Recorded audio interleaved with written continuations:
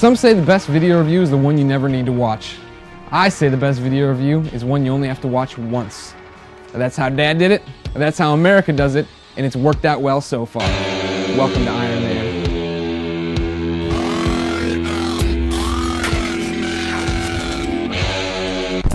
Surely Stark makes you feel he's a cool exec with a heart of steel. He's fighting and slicing with your culture made. Amazing armor. Amazing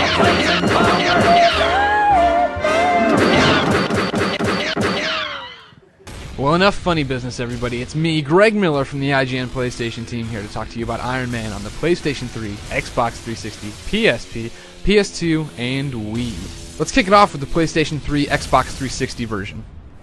To begin with, let me be the first to say, this game sucks. Oh my god, ladies and gentlemen, I haven't thrown a controller since 2002, but this game had me hurling controllers all over the IGN office. The problem with Iron Man on the current gen systems is simply there's just too much going on and it doesn't make any sense what's happening.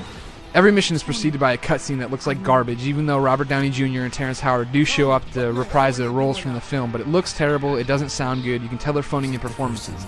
Then you flow into this game, which has a real tendency to look good when Iron Man's flying through the, skies, but then as soon as you get into action, it just falls apart. To begin with, every mission has you fly into these things, and then orange objectives pop up, and these are what you have to blow up to get to the next set of orange objectives that you have to blow up, to get to the next set of orange objectives that you have to blow up, to keep doing that until you finally get to the end of the level. That's redundant and it sucks, but it doesn't make for a bad game. That makes for, a mediocre, subpar performance. However, Iron Man goes even worse because it just shoves so many meaningless enemies into every fight. You'll be trying to make your way to this orange objective and bombers will start coming in and dropping nukes on your head, and there'll be guys on the ground shooting RPGs at you, and then there's rocket launchers. Then there's dudes over here in the tank, and it just gets crazy, and it's so bad that you literally have to play the game like a coward. See, every mission has these orange objectives, which are what you have to do, but there's these secondary ones, like take out all these missiles before they blow up neighboring towns, while doing your main mission of saving Pepper or doing whatever you actually have to do as Iron Man to progress the game. However, personally, I find myself abandoning those missions and just being a complete pussy. What sucks is that this really could have been a cool game. The controls feel really good.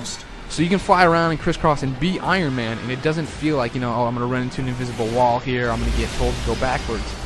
The problem is, though, you're flying all around and you have 18 missiles trying to hit you in the ass. So you have to constantly be barrel rolling or doing loops or doing something to lose them, and all you want to do is get to the next little orange objective, and it really kills the fun and makes you want to stop playing this game.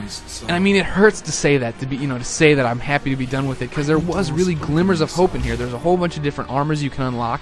But the problem is, to get those armor unlocked, you have to go play this thing called One Man Army, which is basically you going into the levels you've already beaten and trying to defeat X number of enemies in X amount of time. But once you get into the game, it really doesn't help out all that much, except giving you maybe a little bit more boom for your buck as far as missiles and whatnot.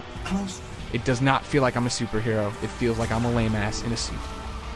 That's the 360 and the PS3. Over on the PSP, PS2, and Wii side, you're looking at the exact same game, except obviously variances in controls. Now on the it could be good, it could be bad side, this does not suffer from the same problems that Iron Man 360 PS3 does. It uses the same lame looking cutscenes, which feature the same lame voiceovers, but we can put that aside right now, because obviously this thing is terrible at telling the story of the movie. It completely goes on its own track. If you haven't seen the movie, this will make little to no sense to you. You won't know the characters.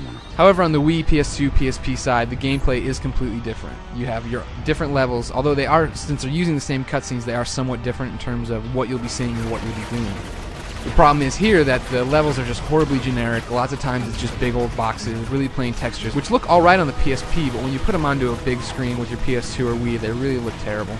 Whereas the 360 and PS3 got, really crowded with missiles and bad guys and really frustrating and crazy.